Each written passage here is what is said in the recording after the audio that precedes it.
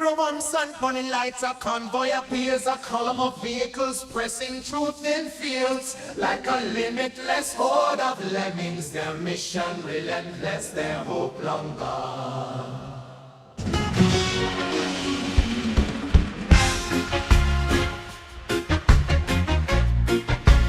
Hope long gone.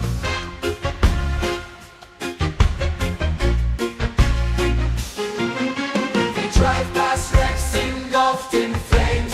Hurry goes, their mission is insane. They lean on their electronic shield. It protects them from the drones they fear. But a javelin pierces the heart of the brave God. A javelin pierces the heart of those they fear. But a javelin pierces the heart. Oh, brave convoy, press on your north, don't march forward. Convoy, continue to run. Oh, javelin, the javelin strikes, breaks the flow. The convoy halts, turrets burn and blow.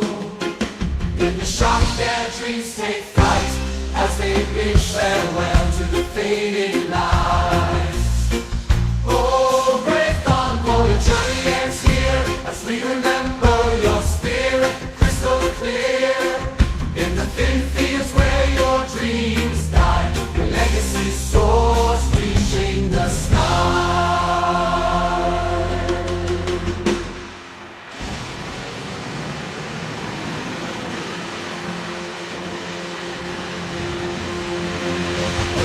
Sketching day. Hello, everybody. I hope you liked our intro song. I wrote it myself.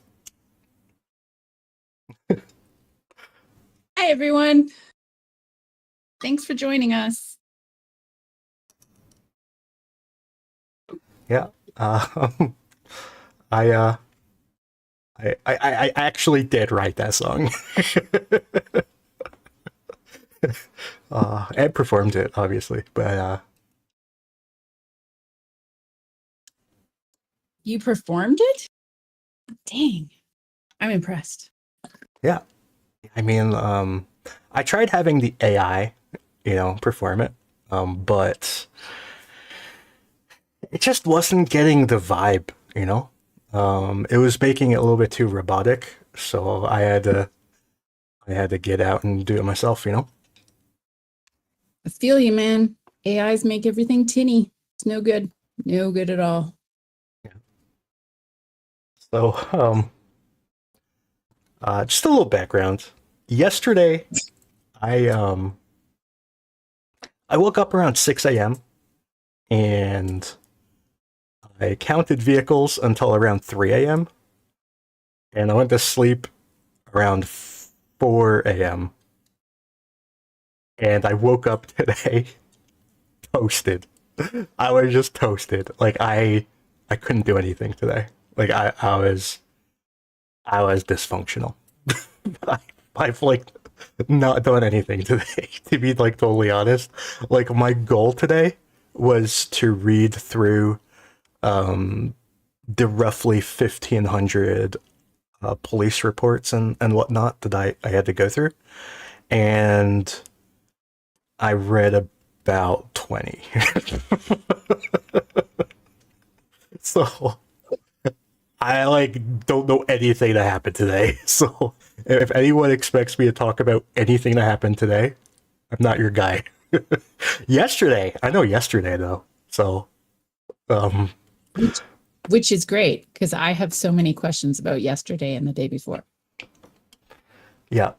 Another thing that I should say is that the past 2 videos that we've done were demonetized. And I kind of think, well, it could be because I showed a few pictures of people taking naps on the ground because they got sleepy. You could argue that, but I think it's actually more likely that it's because we used bad words, Ah, So stink. we have to be more careful about using naughty words.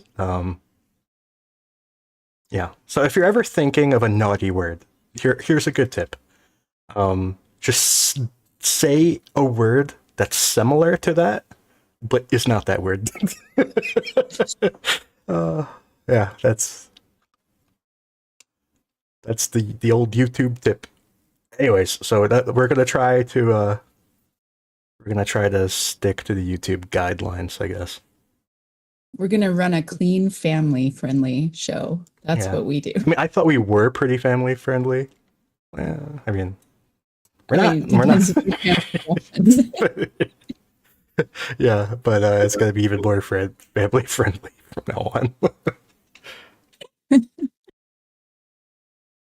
Oh, great. Yeah. Yeah. So, anyways, those are two things. So if you notice us using weird words from now on, that's why. And yeah, I don't know anything about today. I know that there was a drone. I can't even. Like, I literally don't think I can even talk about that story.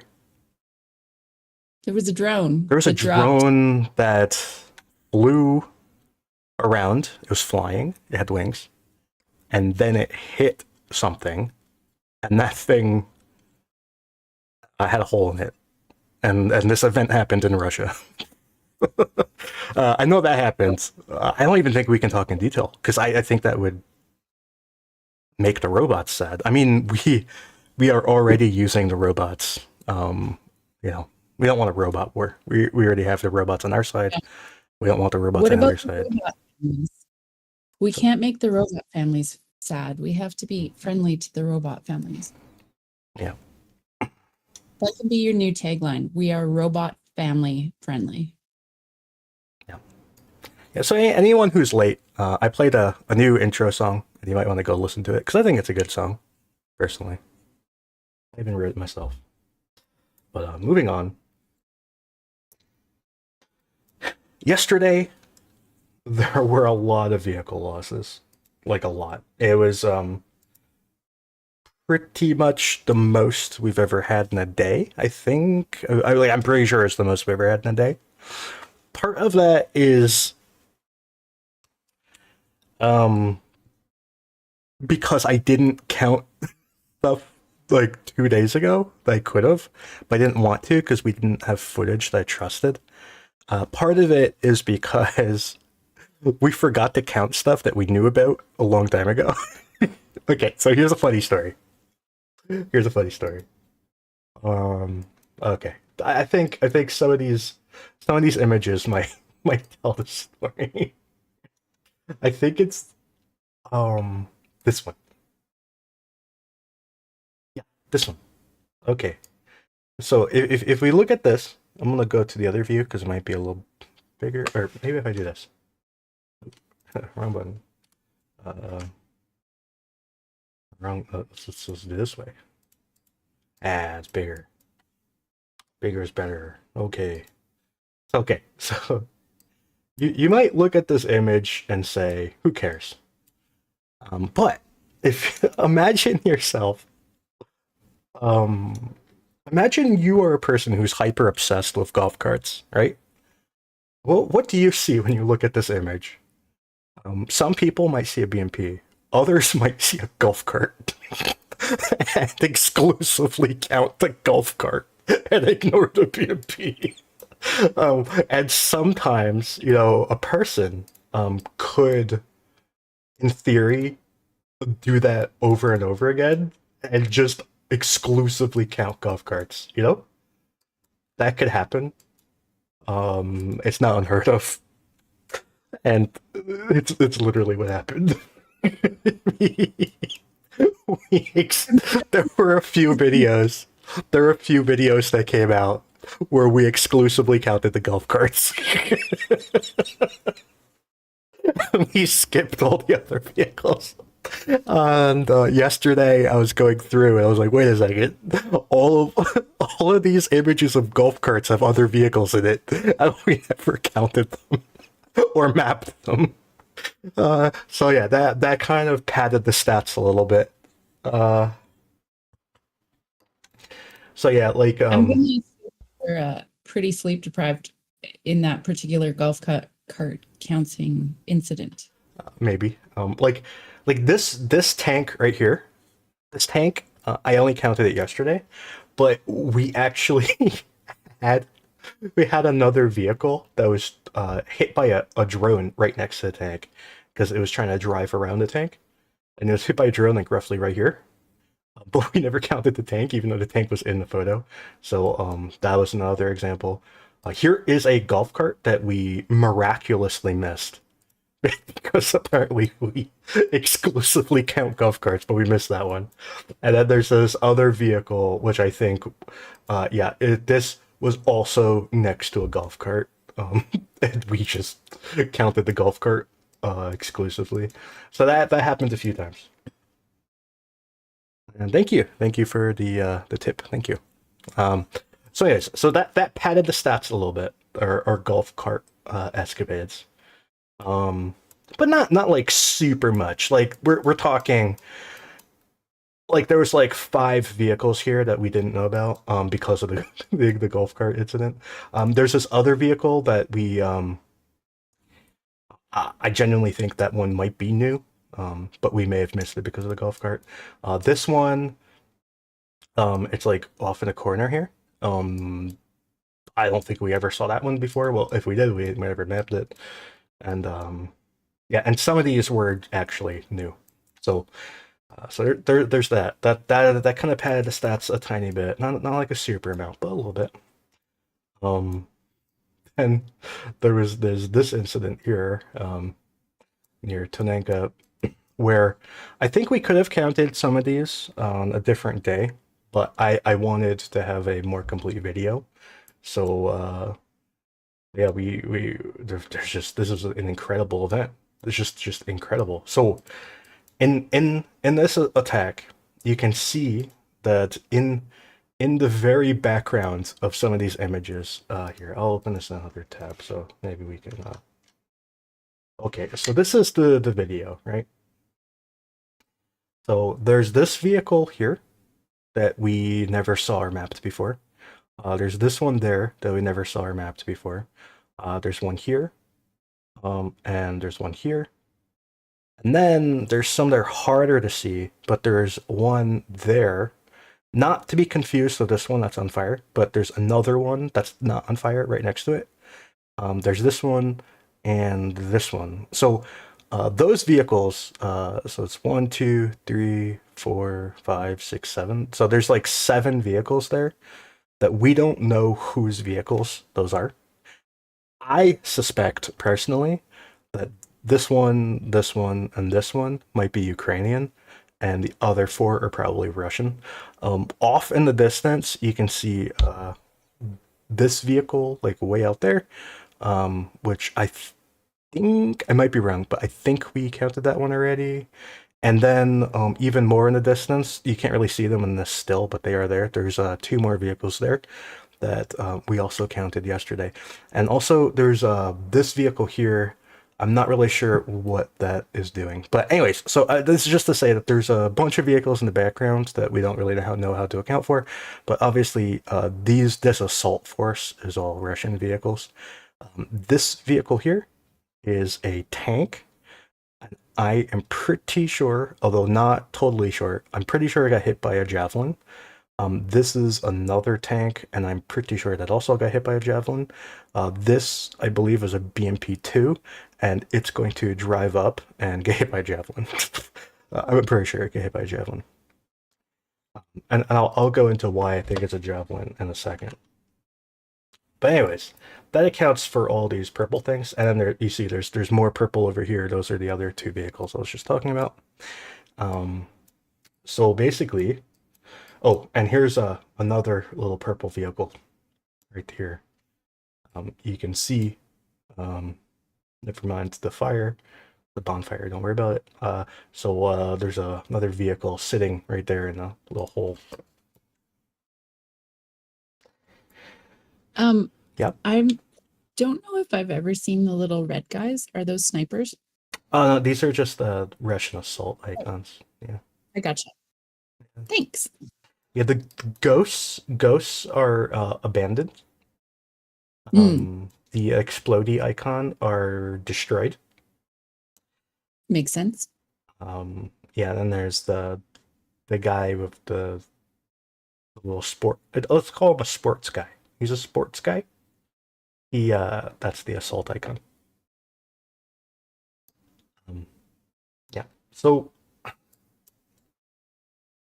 yeah, we saw this assault happen. So there's something that was very special about this assault. And if you give me a second here, I can find an image. But there's something special about this assault in that the assault was performed under apparently a very strong electronic warfare. Now this is a lower res image. There's another much higher res image out there, but I don't have it on hand, and it basically shows the same thing. You just have to use your little imagination a little bit. So this device here is an 8-way antenna. So there's 8 antennas in a circle on top of the tank. And these antennas are apparently anti-drone antennas. So this is anti-drone antennas, and this is a apparently a T90M with this anti-drone on top. So this is why I suspect these vehicles that got hit were hit by Javelin, because from the stories being told, and I don't know if this has been confirmed or whatever, but I kind of think it's true just based on what happened. Basically, Russia put these antenna on each of the tanks as they moved forward. Do I still have the other picture? Oh, this is the wrong button. Okay, this is the right button. Yeah. So each of these tanks moving forward, the tanks, just the tanks, had these antennas. So that was a tank. This is a tank. That's a tank. Once the tanks were taken out, hit the wrong button again. Once the tanks were taken out, there was basically no more electronic shield, and then drones started coming in and hitting the leftovers. But these vehicles, they were just suddenly hit by something, and there's a few options. I think some people were saying that they hit mines, but that doesn't make sense because at least one of the tanks was stationary when it got hit, and you can't stationary walk into a mine. So I think they were not mines. Another option was that it could be an ATGM like a Stugna, and that's plausible. The other option is it could be a Javelin. And the other option is it could be artillery.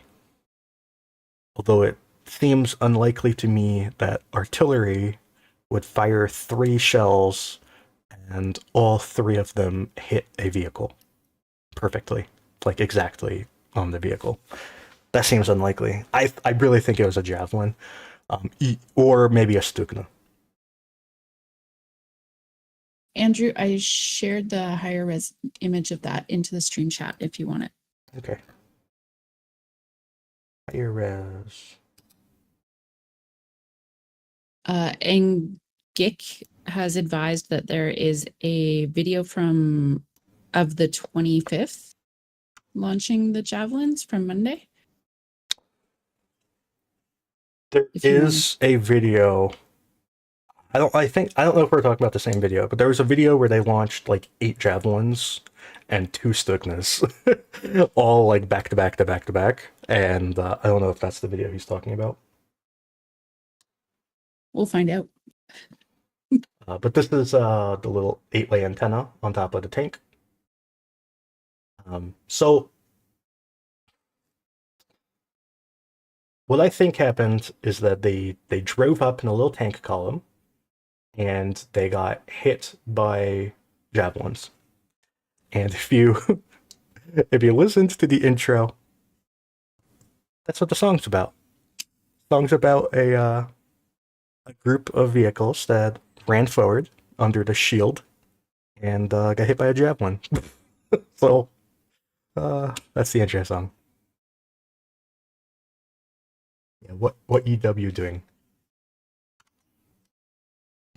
Okay, so this is the Tonenke attack. Also in the songs, I say the thin fields. That lyric is referring to Tonenke. The town means thin. I did not have any faith that the AI could actually say Tonenke. I can't even say Tonenke, let alone the AI. So We need a Ukrainian AI. There's got to be one out there. maybe. Oh man. Anyways, in other news, oh, this is the wrong icon. This is the wrong color. This should be red. I need to fix that. But a Ukrainian vehicle was also lost. They were doing a troop rotation where they kind of drove up, dropped off guys, and went back. And on the way back, it exploded. So yes, this is all interesting to me. The Russians tried something different. They tried to protect themselves from drones, and ended up with the same result of every single vehicle going back to their maker. You know, it was a recall. They were recalled. How Yeah. many different videos of that one attack are there? Oh my god. Oh my god. So many. There were so many. And they were so confusing. The editing was so confusing. It gave me a headache. There were so many. There were so many. And I was just like going back and forth between the videos and Sentinel, trying to figure out like which field stuff was in, because I really thought it was here. Like I thought it was where we mapped it. But other people kept telling me that it was back here, and I was like going back and forth on Sentinel, trying to figure out what field we were in.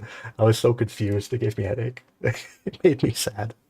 But yeah. So that was that. The other thing that happened. Oh, I guess I could stay in this journal area.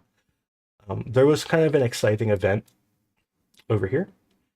I guess I'll zoom back out. It was near Novomykhailivka, Novomykhailivka 2, which is kind of north of Avdiivka. But there's this little fun event. This vehicle back here, I think it's a Kamaz, but who cares? It's like from forever ago. I just never mapped it.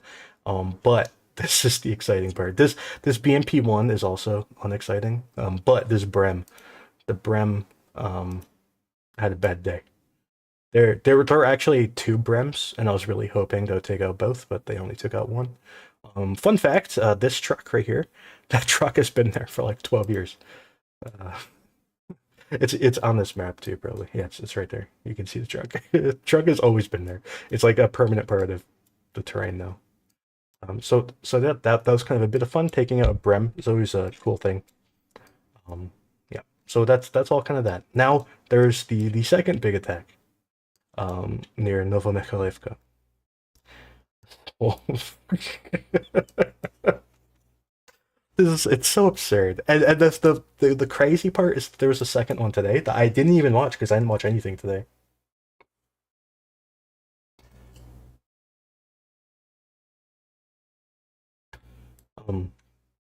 So this assault, this was wacky. This is the assault that like they released it in like two still images, right? There were some videos too, but the two still images really kind of told the whole story.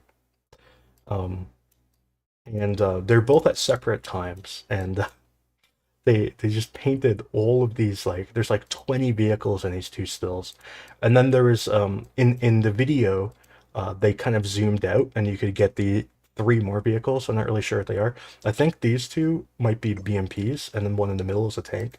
I think that's how I marked it anyway. And then they kept zooming out, and then there was another vehicle over here, which is probably a BMP. And then they kept zooming out. I think there's more over here, but I didn't map them. I really want to buy a high-res image of this area.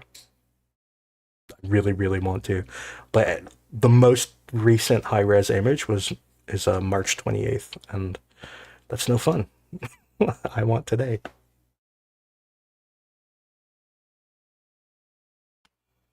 Hopefully, somebody happens to have tasked that in the last day or two. Hopefully. Hopefully. It's been beautiful days, you know? We can buy lower res images. Like I could buy like a 3 meter resolution, and it's perfect weather, perfect. But there's no high res, so Even with the sandstorm, or is the sandstorm not making it to that side of Ukraine? oh, I think it's just on the west. Interesting. Or maybe it just hasn't made there yet. Yeah, yeah. I was just I reading that like they were like the sandstorm has hit Lviv. I'm like, I don't think it's made it this far yet. But anyways, the images on the lower res were perfect. Like beautiful, sunny, zero cloud cover, and no high res. It's very sad. Okay, so we have a question. And the answer to the question is I have no idea. I've seen the same things, obviously, but there was some claim that Russia had pushed through across this like swampy area and gotten a foothold on the other side of the swampiness. Um, I've not seen proof of that. Maybe the proof came out today, because again, I didn't do anything today. But as of yesterday, I could not find proof. There were lots of claims. There are some people I follow who are very often wrong. They were talking about it, but they're not always wrong. They're just often wrong, if you know what I mean. Yeah, do you want to talk about the sandstorm? I will talk about the sandstorm because I actually just looked it up and it looks like it has reached Kiev about 6+ hours ago. So there was a sandstorm down in Libya. And if you follow the weather reports that David's been putting out for the last couple of days, there was some smoke from burning fields up in Belarus that was kind of coming down over Ukraine. But then the sandstorm in Libya actually wrapped up and around and was coming up the western side of the Black Sea and kind of hit like Odessa first, traveled a little bit further north, and now today it looks like it's hitting Kiev. And it's not fun. Like it looks really nasty. It's some pretty thick dust, essentially. And I don't know exactly. I asked around a couple days ago, 2 days ago, how that would affect radars and things. I was told specifically that it is unlikely to affect radars. You can see it on weather radar. I will retweet out one of David's most recent tweets from yesterday about it. But it definitely, I would think for some of the smaller drones and things that can get really blown around and that might be more likely to take damage from just like an excessive amount of dust accumulating around the propellers and things, it could change what we're actually seeing like on the line of contact in the next couple of days. We'll have to see how long it actually sticks around for. I'm not sure exactly. I haven't seen a prediction of how long it'll be there and whether it'll come back down south. I assume that it will and get to the east side. But yeah, it's nasty. If you just Google or like go on Twitter and type in sandstorm Ukraine, you'll see all kinds of video of it, and it's absolutely gross looking. Yeah, I'm trying to find like a cool video. Most of it just looks not fun.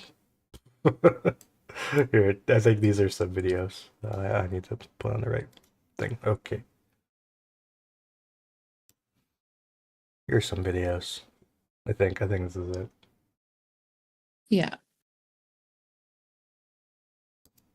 Like more than anything, it's just kind of fascinating that you can have sand dust whip up from Libya, travel across the Mediterranean and the Black Sea and all across Turkey and Ukraine and end up in Kiev. Like, that's kind of amazing.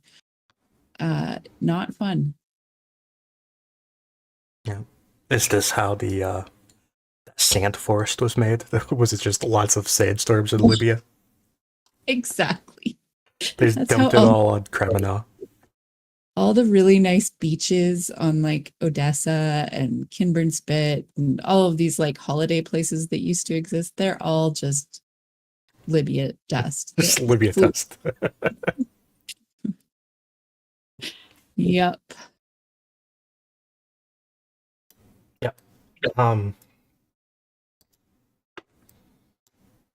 Yeah, those videos to me, like it's hard for me to understand because it just looks like pollution, basically. Yeah, it very much does. Like it's kind of, I'm sure without being in it and kind of tasting it, for lack of a better word. I live in Alberta, and the last couple of years, like 4 years, we've had massive smoke Yeah. from fires up north. And you can taste that every morning when you wake up. I assume that dust has a different taste to it. And that would probably be one of the main ways to kind of understand what it is you're looking at. Yeah, you turned New York orange. Yeah, I did. Sorry. I don't know what to tell you. Yeah. So those are kind of I don't really have much to say about specific news items. I just kind of wanted to talk about some stats that we have. Because these stats they're getting stupid. They're getting stupid. And I just want to show some charts that these are not like fancy charts, you know. I just made them in Google Sheets, you know. They're not fancy. They're just Google Sheets. But they're charts. And they show the stupidity of everything going on. We're just gonna kind of casually make the chart bigger and easier to read and fill up more of the screen, etc. So let's go. I will note that all of my fancy charts are just Google fancy charts, and I think plenty fancy, actually. Yeah, I mean, like I could make a chart in R, like a real nerd, and make it look pretty, and use like ggplot2 and go fancy, you know. But I'm not gonna because I'm lazy. So work. I don't. So much I didn't even like doing that when I had to for work. So here we are.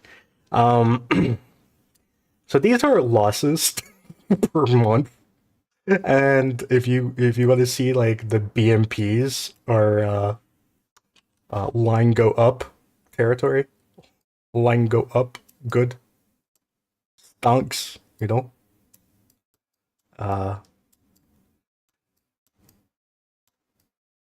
This doesn't seem sustainable. I don't know about you. So we've been, people have been talking like Russia produces BMPs, right? Now I can't remember the exact number of BMPs they're said to produce, but if I remember right, it was between 30 and 40 a month, right? They produce like this many. So like this many, you know? And then there's kind of this difference. Delta is sad or good, whatever, depending how you look at it. This delta is a big delta. Big delta. This production capacity versus their losses are insanity. This is not sustainable. Okay, so now you can look at the other losses, like their tanks are in red. Again, their tanks they're producing, I've seen like optimistically like 45 per month or so, and they're like, this is another delta that makes you sad, right? A sad delta or happy, whatever. Um, I don't think I've never heard of them producing APCs. I think they just have like an infinite number stored in like a field somewhere. So and then there's the artillery pieces. The artillery pieces, I don't know of any production for well, they do. I think they do produce Mistas. I honestly don't know how many they were. I seem to remember it was like 12. But or 12 per month or something like that. But that would be like down here, and another sad delta. But the point is that these line go up trends is not sustainable. And this is wacky. This is wacky. Losing 200 BMPs a month. And also I want to just keep in mind that yeah, anyway, 200 BMPs a month. 200, that's so many.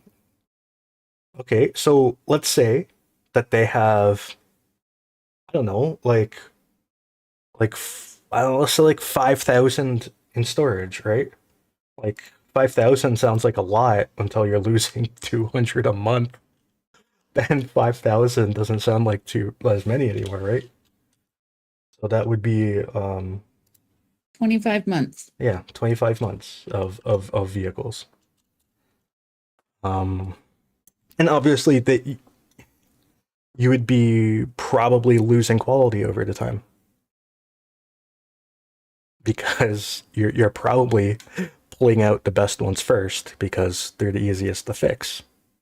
And like like if you walked into your storage and you said, oh, these three look like a pile of garbage and that one turns on and runs, we'll send that one, right? You're not gonna say, oh, let's fix up the pile of garbage first. No one does that unless you're weird, unless you're a crazy person. So they're saving all the piles of garbage for last. So if they are even ever fixable.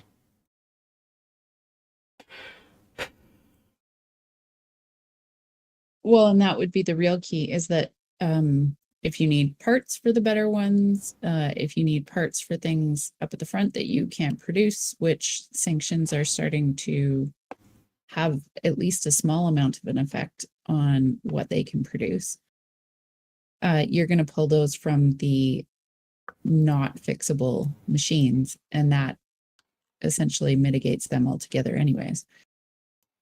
Yep, it sure does. Not to mention engines. Engines are a big problem. Probably the biggest problem. Um, but here's more stats that we have, right? So these are destroyed per day. You can multiply it by 30 and get destroyed per month. It doesn't matter. But the trend is what's interesting to me. So the trend for a while was that um, you know T72 go down and T80 was like going up-ish, not really up, but up-ish. And now the T72s are back at it. So that this is a trend that was interesting to me so far. March appeared to be a turning point on the T80 versus T72 battle for you know footing. And then we also have a chart on the other lighter armored things. So we have BMPs, BTRs, and MTLBs. I could, but I haven't. I didn't break up the BMPs into 1, 2, and 3. I could, but I didn't. And BMP is stonks, and basically all of them are stonks. But the BMP is the going to the moon.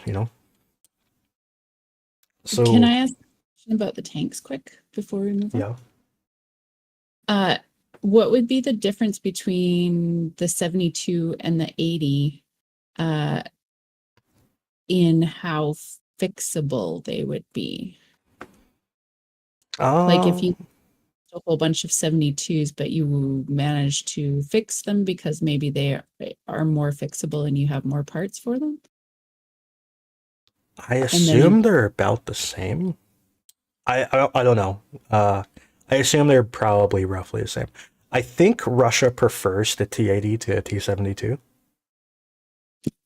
I know like a lot of Russians prefer the T-80 because the engine is a turbine, and for various reasons they prefer the turbine to the diesel. They think it to anyone who's ever heard a T-80 drive past, this is funny, but the Russians say that the T-80 is quieter. If you've ever heard a T-80, it sounds like a freight train driving past. It's like not a freight train. It sounds like just like the angriest bee. It's just like a really angry bee.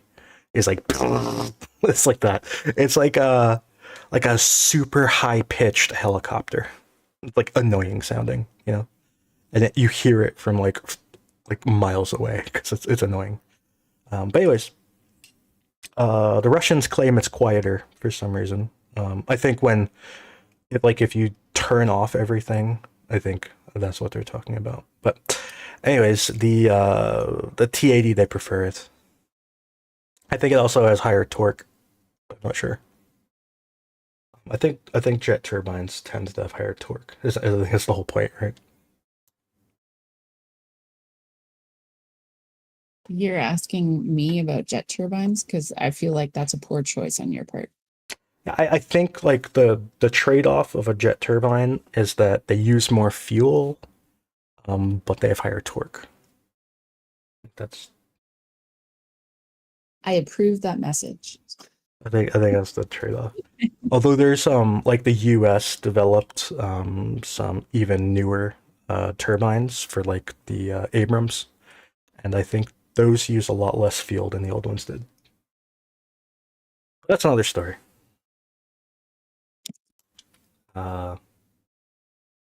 So this is stocks. It's the stocks chart. Just number go up. So these are just some stats I wanted to just briefly touch on because they interest me.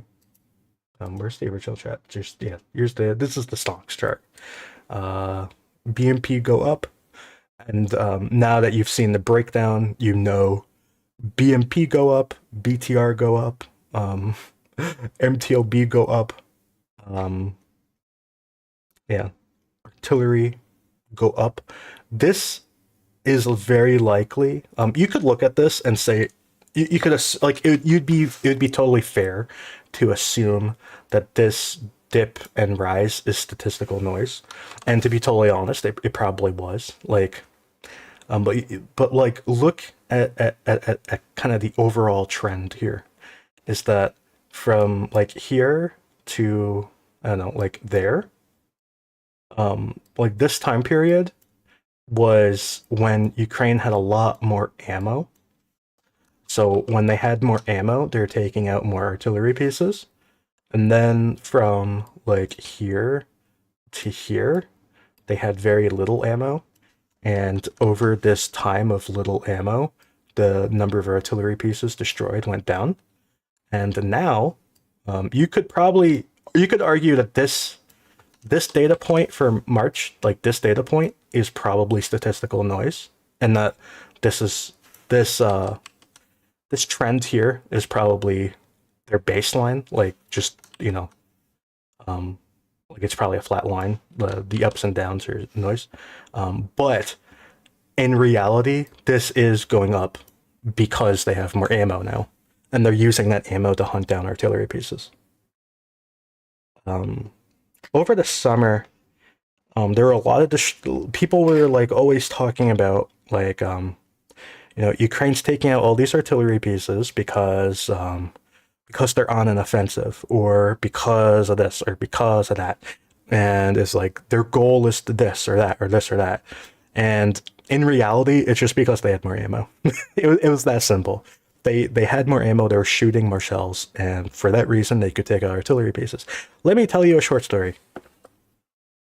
There's a Ukrainian artillery officer that I follow, and he has a Telegram channel, and we post his videos every once in a while. I think we showed his video last week, and he said during the summer, he was under orders from above, from his battalion commander and his brigade commander, that if he saw a target that he valued enough to attack, that he was given basically blanket permission to execute that target, to use whatever ammo he had to take out that target.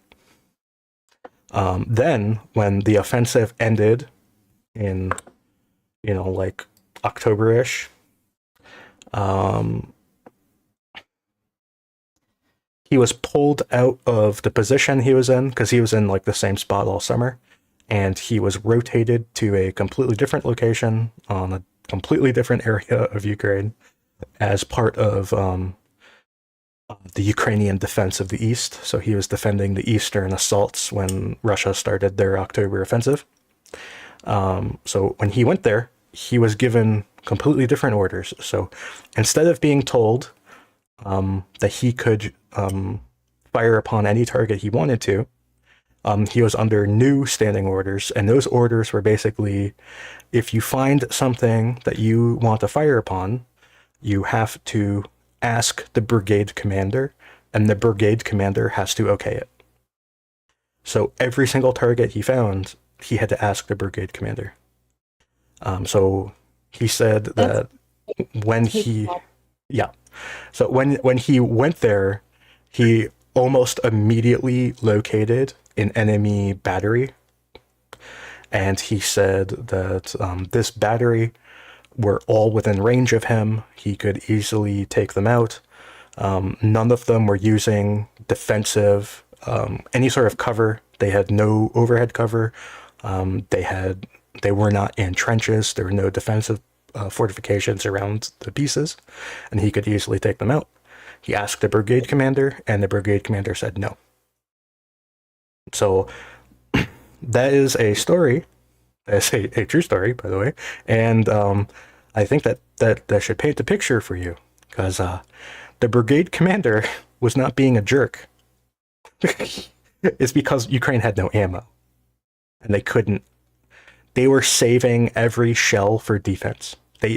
They basically, he was basically told that if Russia assaulted with tanks and stuff, like if it was a legit Russian attack, that he could use any ammo he had available to stop the attack.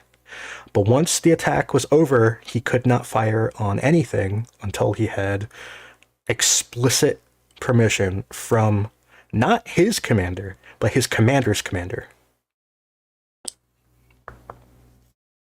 So you can take a step back and say, over the past few weeks, throughout Ukraine, you've had a number of Ukrainian artillery crews saying that they've basically been given roughly 10 times more ammo than they used to. And I have not seen this explicitly stated anywhere, but I've seen it implied, heavily implied, especially by the guy I was just talking about, that they are now allowed to use the ammo at their own discretion. Because he said, I think yesterday or the day before, that he had taken out, I think, 3 artillery pieces in a single afternoon.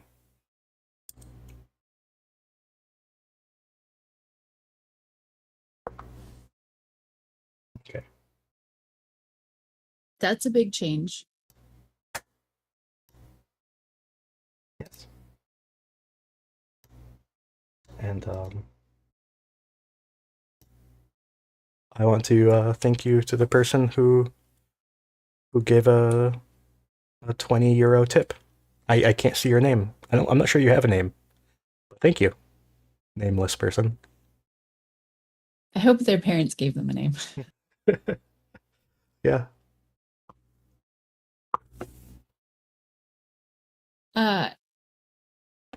Can I ask you about something that happened the day before? Sure. I saw you counted 12 boats. Boats. Would you like to Tell us about boat. Okay, so there The only is, shit things we have, and it's not promising. yeah, there is a drone group um that's been in Krynky basically for the end, more or less the entire time Ukraine's been in Krynky. This drone group has been in Krynky. There was a point in time where a member of this group, the leader of this group, was said to have been um, taken out to dinner by Madyar. So that turned out to be false. That Madyar did not take him out to dinner. That it was actually his wife took him out to dinner. Um, but his drone group exists still. They post some of the most obnoxious drone footage out of everybody. It's to the point where Gick refuses to even watch them. Gick will not even watch the channel. I'm the only one who follows the channel. Like, I don't think Dirk follows it. He might actually. I'm not sure, but I know Gick doesn't follow it, and it's intentional. He hates them. But I think on the 30th, they released it was 58 Telegram messages, but I think 2 of them are essays. So I think it was 56 videos total. Each video is like 5 to 8 seconds long. They're so obnoxious. They're so obnoxious. And I geolocated a few of them. I think all 5 of these were from them. So you can see that there's just like this drone group exclusively uses Mavics. So they don't use FPV drones. They exclusively use Mavics.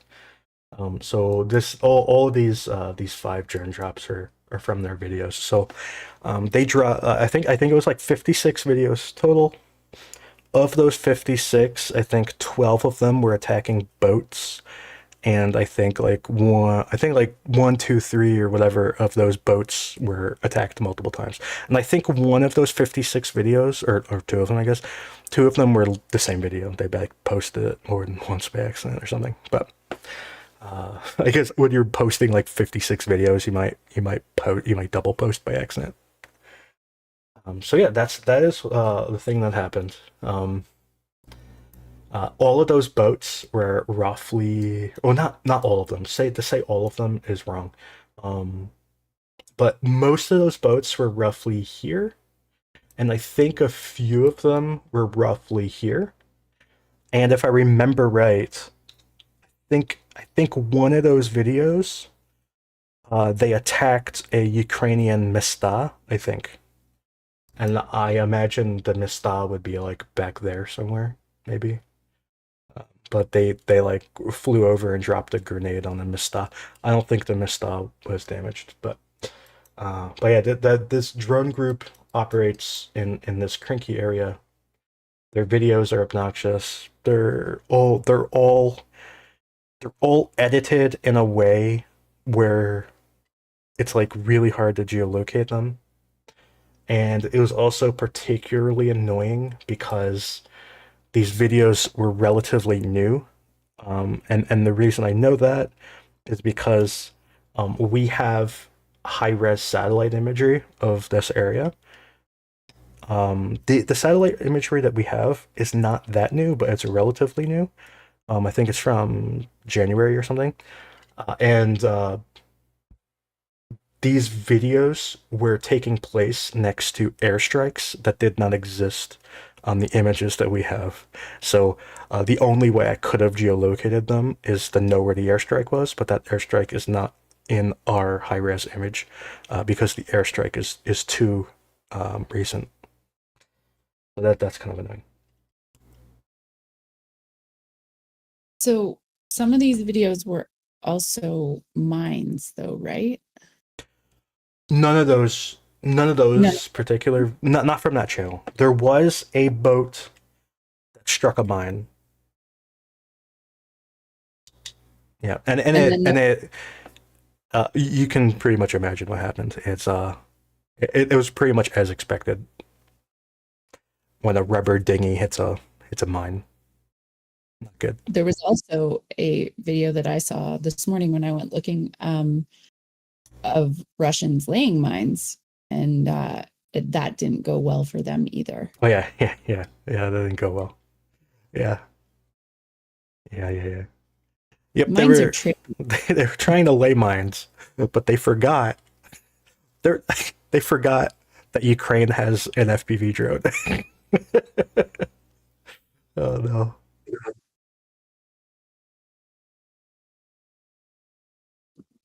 Thank you, Dave, and thank you, Sean. Is your name? Is that how I pronounce it, Sean? I'm imagining that's how I pronounce it. But thank you.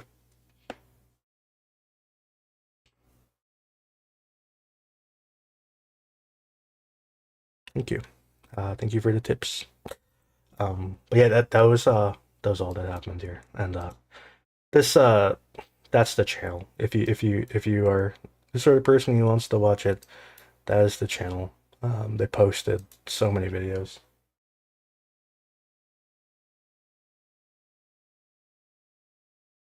Do we have ammo on the Czech armor? I mean ammo. The Czech ammo. No, I mean it's being purchased. If I read between the lines, I think what's happening is that whoever they're buying it from does not accept IOUs. They want cash money. And I think some countries that pledged the money, and I imagine they're going to eventually send the money, I think they have not sent cash money yet. I think they sent like an IOU. Like typically when a government buys something, them saying like we will pay you this money is typically enough. Like you don't literally have to hand them cash money typically. But I'm getting a really strong impression that in this circumstance, whoever is selling it wants cash. They're like, yeah. We don't want like a credit. We want cash money. Which, to be fair, like if you can do that, it's a good business decision generally. Yeah. It's like we want $100 million in cash.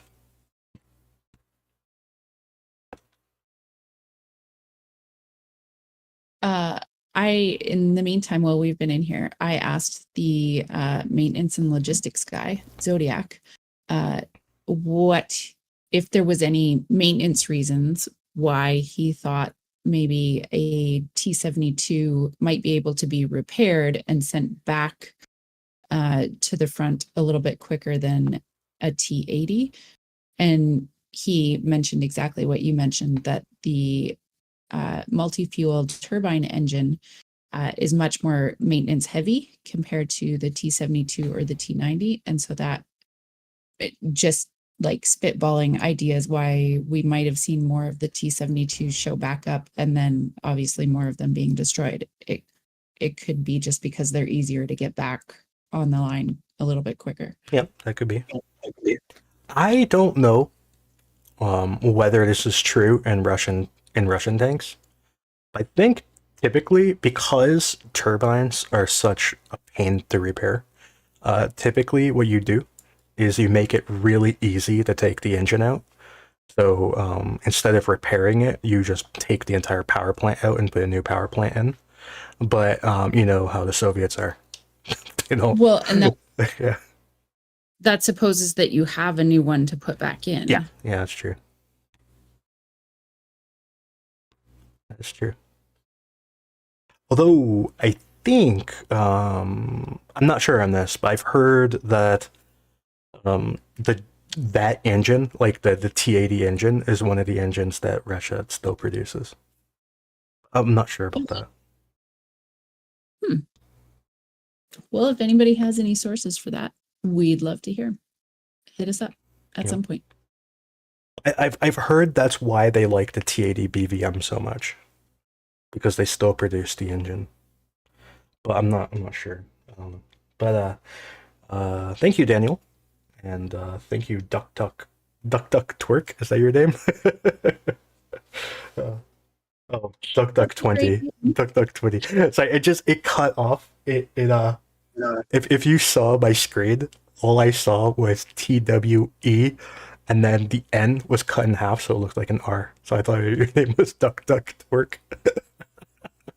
To be honest, I feel like you should move to Duck Twerk. It's great.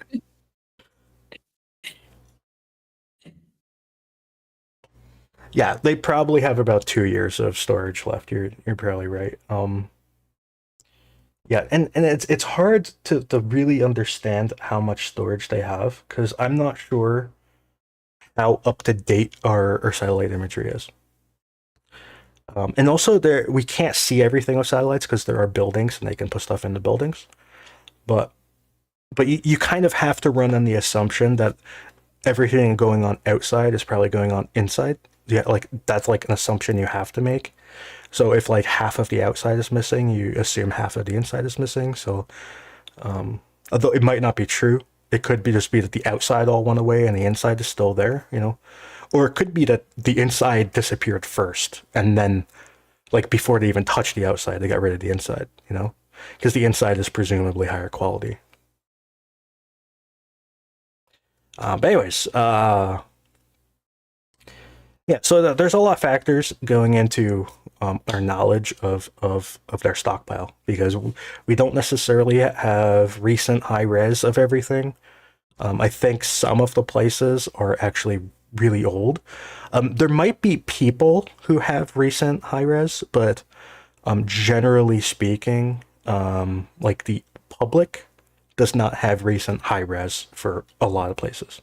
Some of them are from like March of 2022, which obviously is like March of 2022 is like the worst possible time to take a picture of the stockpile because it's like your pre-image, right? Because they haven't touched the stockpile yet in March. Because in March they still thought they would win in like a week, you know.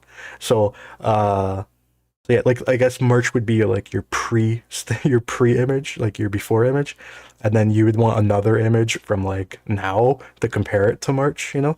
So and do that everywhere.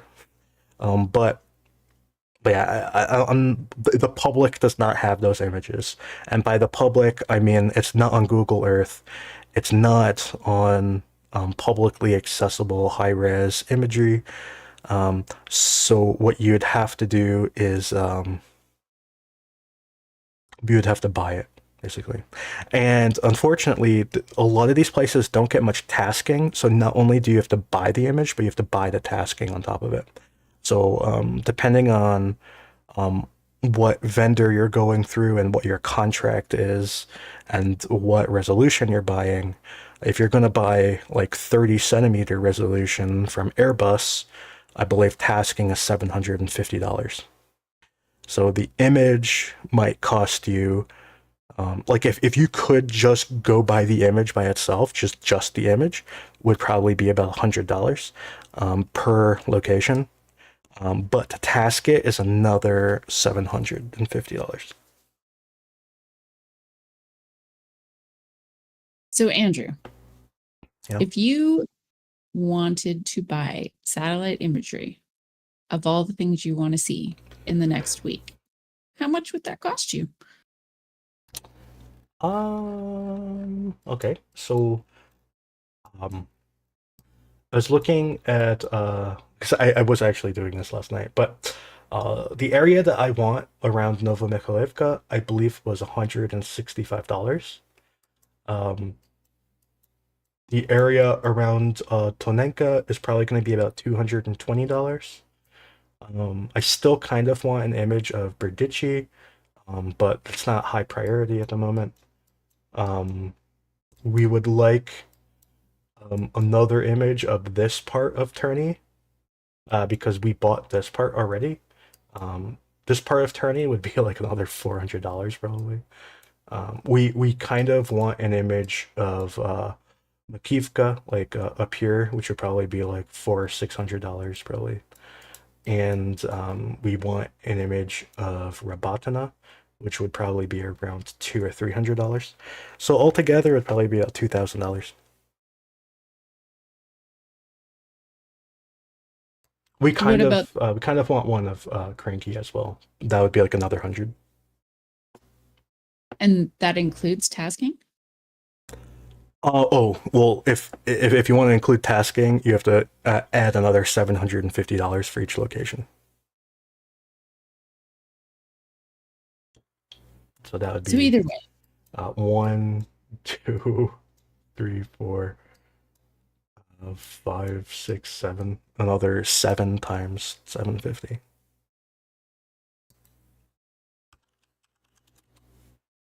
Yeah, so that would push it up to like $8,000 probably.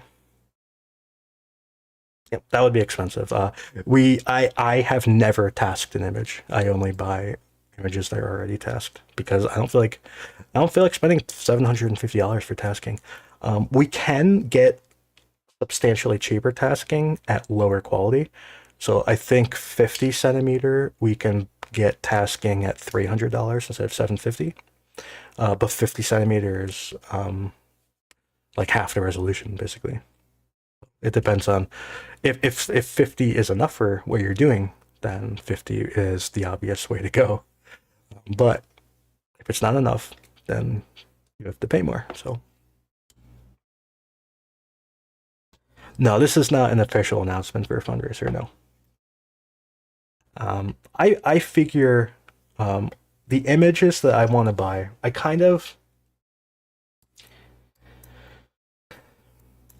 like the active areas.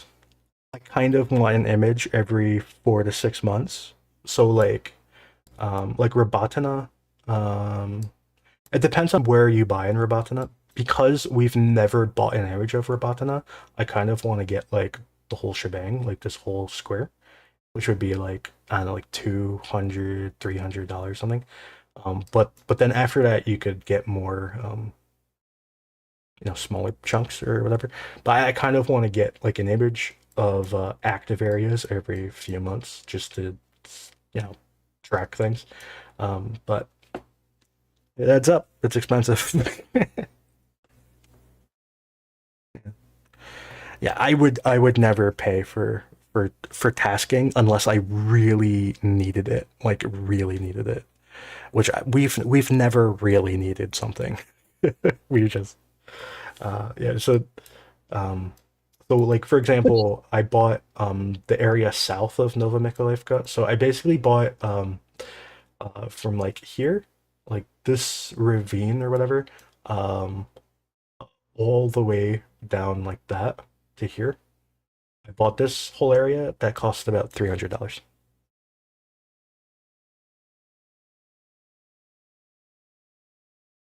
so, but I think it was last week we talked about how many vehicles you identified because of satellite imagery that you wouldn't have been able to identify with actual videos. So, like, they are especially useful in kind of building out the picture that you see of how much equipment is actually lost in a certain area. Yes, it is true. Uh, we miss a lot. We miss a lot. We think that we're missing a very, very large amount around Tonenke, in part because there are more attacks, like there are more significant tank battles going on than there are videos for tank battles, if you know what I mean. And the same is true for Novomykhailivka. There's more attacks than there are videos. I want to tell you another story. Um, it's the same guy. The same guy. He filmed a video on his drone of his artillery taking out a tank column. Or not a tank column, but it was like a vehicle column. So there's like a few BMPs and a few tanks. He filmed them doing that. So they have it on high res film, like a 2K camera. So it's like high res, the whole battle. And he wanted to edit it down to like a 30-second clip and post it online. But his commander completely refuses to let him do that. And he doesn't understand why. He's like, why won't you let me post it? I just want to post a 30-second clip. And the commander's like, no, you're not posting that. So I think people get the wrong idea about this footage. A lot of footage has to be approved. And I think that's something that people miss. I mean, obviously, people post things that they're not supposed to. And some commanders give like a blanket permission to post things. I don't think that's common, but I think some do. Or they might give permission to certain people to post things. Like they might delegate, like, you are a media person, you post media, and delegate that to a person. So that then they don't have to deal with it, So things like that can happen. But generally speaking, what things are supposed to be approved. They're supposed to be. Whether they are or not, whether that's enforced or not, or how strict the enforcement is, depends on the individual commander, but they're supposed to be approved. And some commanders just don't approve anything, or they might approve very few things, or they might approve only things that they want to approve. So like if an event happens that makes the commander look good or makes him happy, or the commander just thinks it's important, they might approve posting that and then not approve anything else, So that is a thing that happens. And for that reason, I think we buy an image of Novomykhailivka, we'll find a bunch of vehicles. So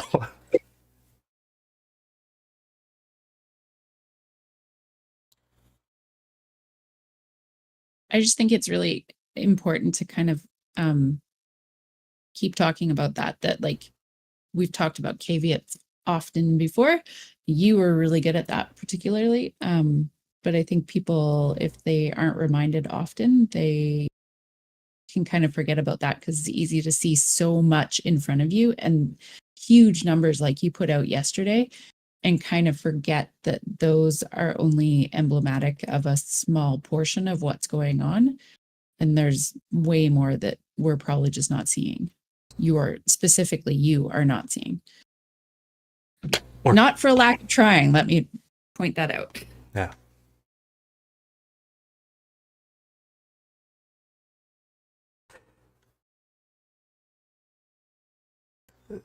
Volodar, but with boats. Are you talking about crossing the Dnipro? Yeah. I think, that would be Volodar, but with boats. It would be worse. It'd be so bad. Can you imagine Russia trying to cross the river? Man. Oh, yeah, that would be bad. Like, honestly, anybody crossing the river is just not, that's hard. It's not just hard. It's like, but there's a reason that the line isn't moving very far from the river anywhere that it's close to the river, because it's damn near impossible. Well, but you know how the Russians do things, right? It's go big or go home. They would put everyone on a boat and attack all at once. And if it didn't work, they'll just put everyone on a different boat and then do it again, and just keep doing it over and over again. It's the go big or go home strategy that the Russians use for everything. It's like, okay, everybody in the boat, go. Boat sinks. Okay, next boat, go. So, but that's like specifically why when we're seeing the Rapucha class landing ships being taken out of the Black Sea Fleet, that has like a bigger context to it, because if you can't cross the river very easily and you have no landing ships, so you can't land anywhere else in Ukraine, that you might be able to use those landing ships that would kind of get you past where the river is. you don't have a lot of options. Like that is a really big issue for you of how you're going to advance into those areas. If you just like water is literally stopping you from doing that. So like I think sometimes we just get like excited, oh yeah, we're taking out ships and the Black Sea Fleet is shrinking and there's not many left and all of these other things. But when you think about the broader context of all those things, it's a big stinking deal that that's happening because it takes away an entire option of attack, essentially. Yeah. I mean, I think the Neptune kind of took those things off the table first. Yeah, Oh man. like there's lots of other Yeah. things that Ukraine has done to help mitigate that, obviously. The Neptune is absolutely one of those, and they should be really proud of the work that they've done in the middle of the war to develop that particular weapon and make changes to it and increase its accuracy and its range, all of these things. Great work. And maybe like we still don't know, maybe that's part of what actually caused some of the damage in the last attack on Sevastopol. It's hard to be sure without more evidence, but yeah, there's lots of ways that Ukraine is actively trying to defend against that, and destroying those ships is specifically helpful to making sure that long term there's no option for Russia to do any landings anywhere and kind of bypass the water issues that they have in other places. So I have a thing that I just want to say. Just this is just kind of I was curious the other day, and I was in the thing where you buy satellite images, and I was curious how much it would cost to buy the entire front line, right? And I drew the front line very haphazardly, so this is like the maximum. I'm sure you could probably cut it in half, or even better, maybe even cut it into a third, or even maybe even better than that. But the arbitrary front line that I drew, it cost $180,000 to buy the entire front line. You could probably make it the what you consider the front to be much smaller. But I was just curious, and I think that some of the people in the comments are curious about that too. So it would probably cost 180,000 at the extreme high end, and you could probably get it down to like maybe 40,000 if you were more if like if I were actually going to do that, I would cut it down very substantially.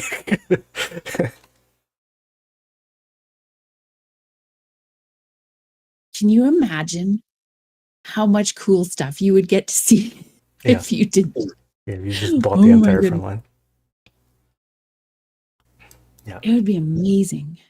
Yeah, so like the front line, it would be kind of, not literally, but it would kind of be like buying all of this yellow area. It wouldn't actually be that, but it would kind of be that.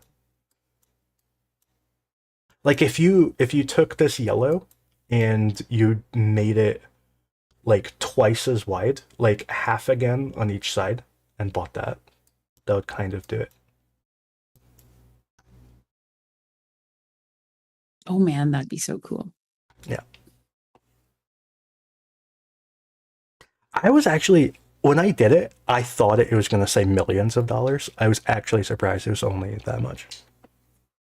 Honestly, though, when you said that, I was like, huh. Like I would have gone for at least 300,000. I would have ballparked it around there at least. Yeah.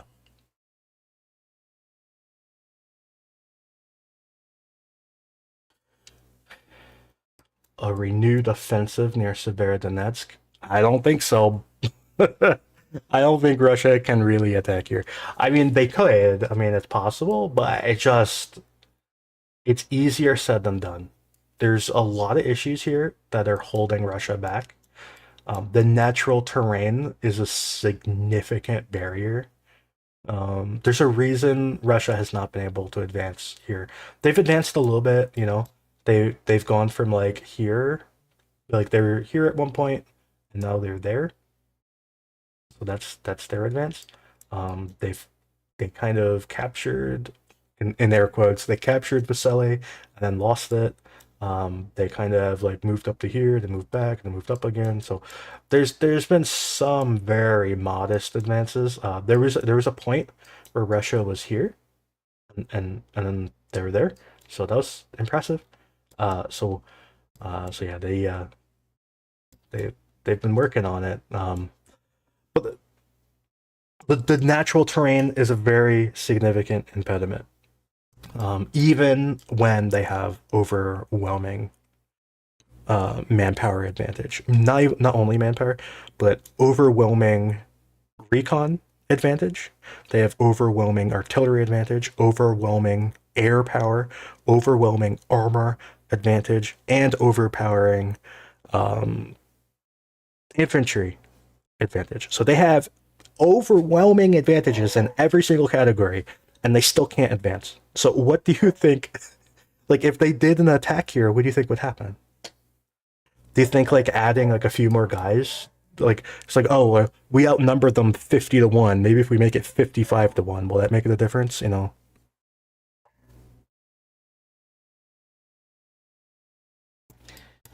So we have a question about Vuhledar. How are the flanks of Vuhledar? Pretty good. The flanks are pretty good, to be honest. So this Shevchenko area is that's defense has been holding up there. This area north of Mikhailsk, this has all been holding up. They've been shelling it. They shot some toss at it yesterday. This whole area is doing pretty okay. This area to the east of Vodiana, this is I don't even want to say it's the weakest because it's actually very strong, but this is like if this is probably the biggest threat. But really, the biggest threat, like the actual genuine threat to Vuhledar, is not anything around Vuhledar. It's actually up here in Pobieda. So this is the actual genuine threat, and to a lesser extent, Novomykhailivka. So Novomykhailivka itself, the town itself means nothing, but Konstantinivka, this is the town that does matter, and obviously to get there you have to go through here. But even capturing Novomykhailivka doesn't put you in Konstantinivka, so you have to go through Pereskovivka. So yeah, there's layers of defenses that Russia has to get through. Pobieda is probably the biggest threat. The threat here is not only going down the highway, but also going west.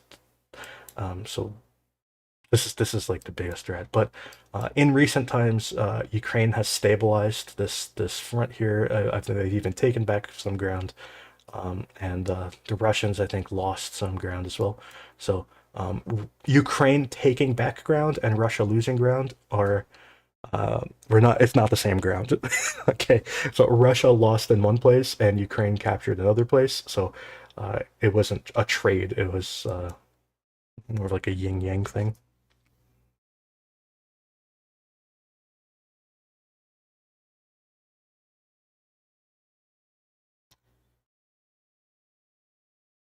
Do we have any other questions?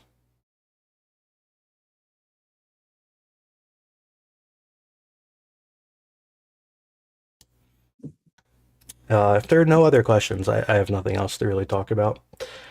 There were some pretty horrible news stories that have been happening lately. Particularly, what strikes me is the what happened in Dnipro today. It is very sad. I can't even talk about it because I'm scared to even talk about it. But it's very sad. I feel like if I say anything, it would YouTube would be sad. So, family friendly out the window. yeah, so something that is so bad I can't even talk about it happened in Dnipro today. So.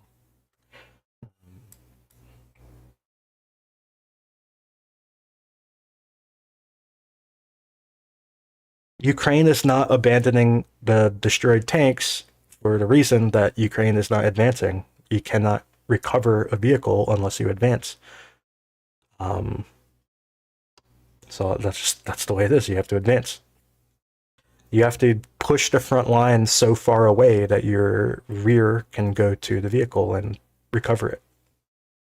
And because Ukraine is not only not advancing, but they have like, they've taken on like this mindset that they're not even going to try to advance. Like they're in a pure defensive mindset, and they're just actively destroying every abandoned vehicle. Like if it's abandoned, take it out immediately. There have been a lot of vehicles that we've listed as abandoned, and then like a day or two later, we get a video of that area, and that vehicle is gone. Like not gone. It was like it got Baba Yaga, basically. I think Baba Yaga is kind of the what happens to vehicles when they are abandoned. It's a haunting, It's a Slavic thing.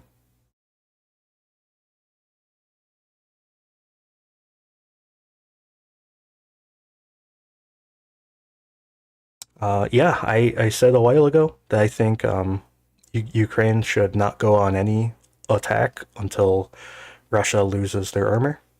And I still hold it true. And I think right now what we're seeing is the Russian armor is the destruction is accelerating. I can show that chart again. This is destroyed per day. The line go up, so stonks line go up. Things are accelerating.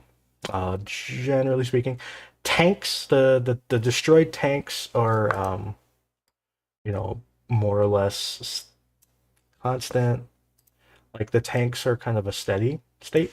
It's not like going up or down really. Like kind of locally goes up and down, but like over the long term, it's kind of steady. But these IFVs are going to the moon, so it's not good for Russia, and this is all above their replacement rate, because their replacement rate for like tanks is like here maybe, and the replacement rate for IFVs I think is around here. And everything above those lines, like everything, like this difference, like if you kind of draw this line out, like this, the area under the curve or over the curve, whatever, this is their net losses. They're there's stuff that they can't replace, and this curve right now is getting bigger. Especially for your stonky boy BMPs over here. This is their irreplaceable losses are kind of getting out of control, to be honest. It's like they don't want BMPs. It's like maybe that was the whole point, Maybe Putin just woke up one day and said, I hate BMPs, let's get rid of them all.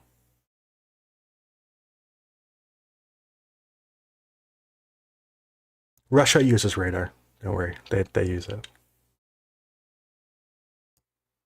Okay, so I have an outro song that I kind of want you to listen to. So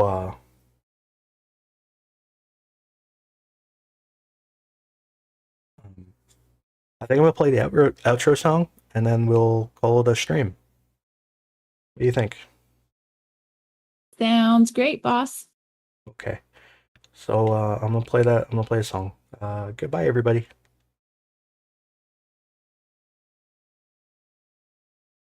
In the land of vodka and matryoshka dolls, there's a problem that's got 'em climbing walls. No more oil is flowing through their pipes because someone's got a bad case of the smoking hype. They used to have the riches oh so grand, but now they're running dry, it's getting out of hand. They built refineries with so much care, but accidents happen when you light a cigarette flare. Oopsie daisy, Russia's oil gone up in smoke. They're starting to panic, they're starting to choke. No more gas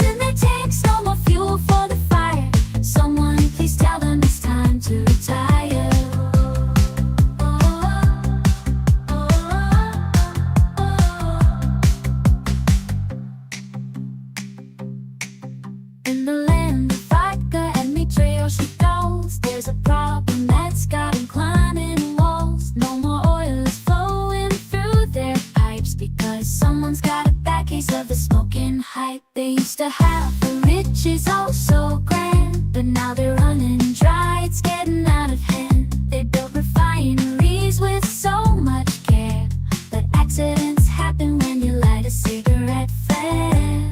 Oopsie daisy, Russia's oil gone up in smoke. They're starting to panic.